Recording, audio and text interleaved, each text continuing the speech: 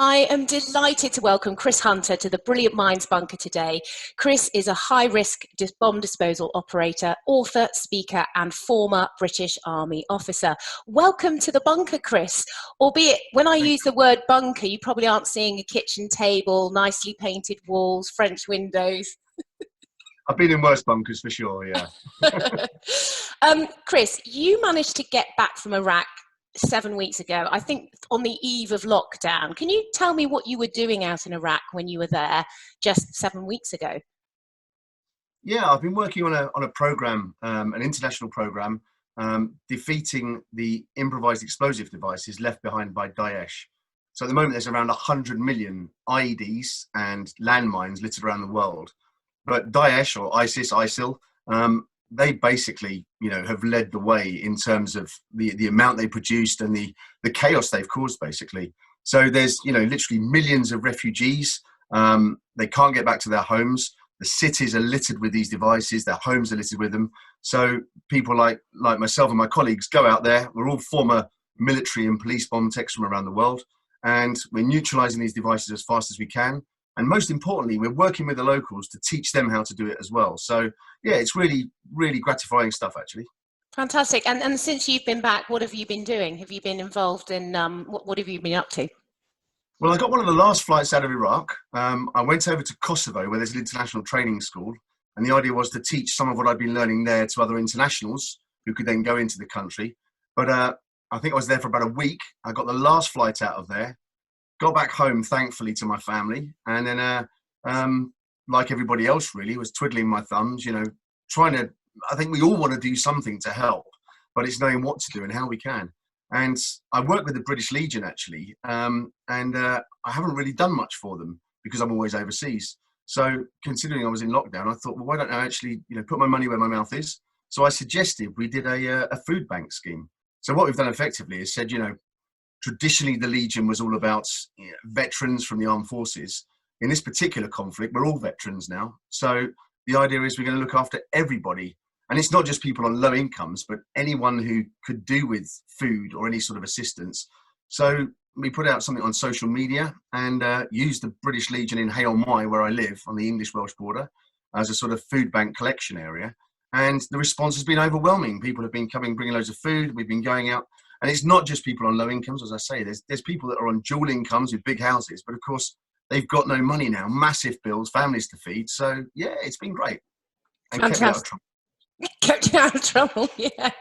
Fantastic. So that's carrying on. That food bank's carrying on at the moment.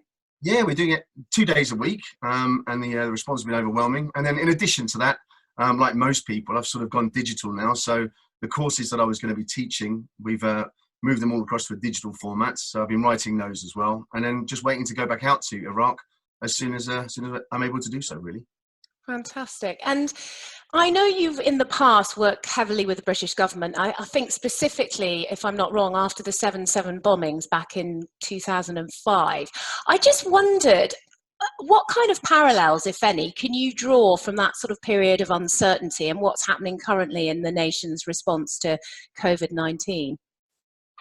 When I was a military bomb disposal operator, I sort of finished my career in military intelligence, looking at terrorist bombs and that sort of stuff. So I happened to be in Whitehall between 2005 and 2007, which was when the 7/7 bombings occurred. So during that period, I was seconded to Cobra, to the government facility where all the sort of crisis decisions are made. The Prime Minister usually chairs it. So I was heavily involved in Cobra at that time. So I got an idea of how the strategic decision making, takes place. But also years and years before that, when I was a young captain, the military has a contingency plan for pretty much everything. We've been involved in the foot and mouth crisis, the floods. Anytime there's a national contingency effort, the military has some sort of response to that, or at least a capability. So we used to plan for a terrorist biological weapon attack. And I was the operations officer for that, which, had this huge organization of scientists from the government scientific community, the military power, the civil powers, the police, that sort of side of things, civil service, and of course the military. So I got heavily involved in that as well back in the day. And of course, what I'm seeing now is it manifesting itself, in real time. And we're seeing every single level, at local level, the police and the local authorities, the military supporting them, right the way up to, you know, the strategic level of the government and the Prime Minister himself. So I've seen seen it before, but not quite in this sort of context. But really, you know, it is pretty much the same as we practiced and practiced. Yeah, I mean, that's one of the things that comes through when you talk to people from the military background, this kind of rehearsal, actually trying stuff out, you know, iterating, changing, then doing it again until you can refine it to, you know, the best version of itself. Would you say that there's a military mindset that sort of exists? Yeah, I mean, I think there's a couple of things that are unique about the military. One is that they tend to operate in a crisis, and they tend to always train for a crisis. And whether that's a civil crisis, civil national emergency, such as the foot and mouth, the floods, that sort of thing, COVID-19, or whether it's actual combat itself, they're also, from day one, they get into a routine. So, you know, they're kind of self-disciplined, really. On the whole, they're pretty much self-disciplined. They're used to thinking on their feet. They're resourceful because they don't always have the equipment and capability they need. But I think most importantly, they're very, very good at planning. And unlike industry, and I'm not going to be one of these people that says the military is better than industry, because it's like comparing an apple to an orange, they're different. But industry doesn't have the luxury of being able to train, plan. It actually has to execute. It's got to implement its plans. Whereas the military does, on the whole, get a little bit of breathing space to be able to make a plan and then, you know, train for it and then rehearse it, practice it, refine it. So it does these things. It has contingency plans. And I think combined with those other qualities that you tend to find of members, you know, with members of the armed forces, it tends to, you know, result in a success. Can I ask you about fear? Now, there are a lot of people out there who are going to be frightened for various reasons and for good reasons. You know, catching the virus being one, financial pressures might be another, not having a job perhaps. As a bomb disposal expert, how do you manage fear effectively? That's a really good question. And I think, you know, I remember writing my first will when I was about 18 years old, when I first joined the army. I think I've you know, reviewed it when I was about 21, when I did my first operational tour in the Balkans as a young troop commander. I think the risk of death, the risk of danger has always been very prevalent in my life and, you know, the lives of my colleagues. And you have to learn to deal with fear. But I think it's very important to differentiate between fear and danger. Danger is real, fear is an emotion.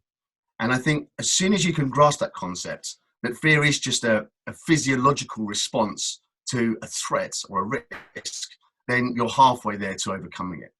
And once you've done that, then like any other problem, it's about basically breaking it down into its component parts. It's about rationalizing it.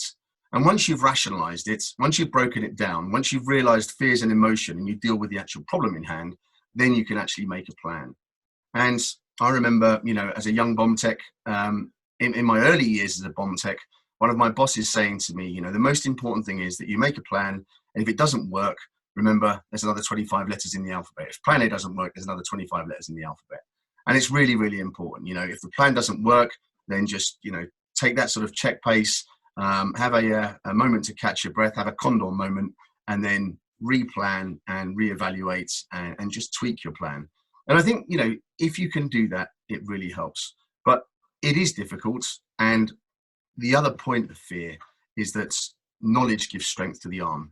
The more we learn, the more we understand, then the less those fears tend to manifest themselves. So I think knowledge is really, really important, but accurate knowledge, of course. And we're hearing all about fake news and we're overwhelmed with information at the moment.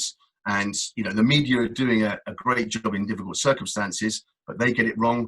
Of course, what we see on social media as well, I think it's very important to use accurate information and not just, you know, take all information at face value too.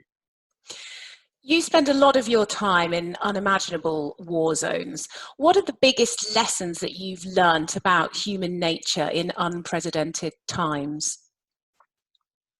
I think war brings out the very best in mankind, and it brings out, obviously, the very worst in mankind. And I truly have seen the most horrendous things, as have, you know, all of my colleagues or anybody who experiences a conflict zone. And I've seen it repeatedly as well. And, you know, we can talk about ways to deal with that as well, and to deal with those psychological pressures. But I think this is quite reminiscent of that, because it's another type of conflict. It's an invisible enemy, but it's another significant danger at a global level that's having a hugely negative impact on all our lives in many ways. But what I have seen is that, and I genuinely believe this, I honestly believe that while evil exists, good exists in greater measure. And I think while people can be bad, actually people are more good than they are bad. And I certainly, if I talk about, seeing the best of people and the worst of people in war zones, I think generally people are good, and I think it's the same with this as well. We see people that have made a few mistakes. We see people that are selfish. We see people that make stupid decisions. But what I have seen is humanity on this amazing scale, people just doing, tremendous acts of kindness. And even if they're not doing tremendous acts of kindness, they want to do tremendous acts of kindness, for the most part. Some people just don't know how to do it or what to do, or they're a bit confused by the constraints that are placed upon them at the moment. Sadly, we're running out of time. I can't believe it goes so fast. Just a final thought. What do you think things will look like? If I was sitting here now having this chat with you in 18 months' time, what do you think it's going to look like? Do you know what? I am, again, using that sort of comparison with war zones. I've seen cities that are decimated. I was in Mosul last year, and it was just like something out of the Blitz. But people are out there, with their the sort of buckets and spades that you dig sandcastles with, and they were clearing the debris. And I've been back to other countries, decades later, and they've gone back to, full development, basically full capability, and they're thriving. And I think the important thing is we will come back from this. I think it might be a different world, though, and I hope it's going to be a better world. I genuinely think that people are behaving in generally a good way. I think that people appreciate family more, their friends more, the sacrifices they've made. I think they appreciate working from home, all those sorts of things. And I remember my mother always used to say to me, whenever anything's good, whenever anything's bad, remember that this too will pass. And for me, I think, the negatives right now, this too will pass, but I think we're going to pass into a better place eventually, whenever that is. Chris, thank you so much. Thank you for joining us today, and good luck in your next overseas trip. Do you know when you're off, or don't know yet? Like everybody else, yeah, just wait and see. Who knows? Just wait and see. Thank you so much, Chris. Cheerio. Bye.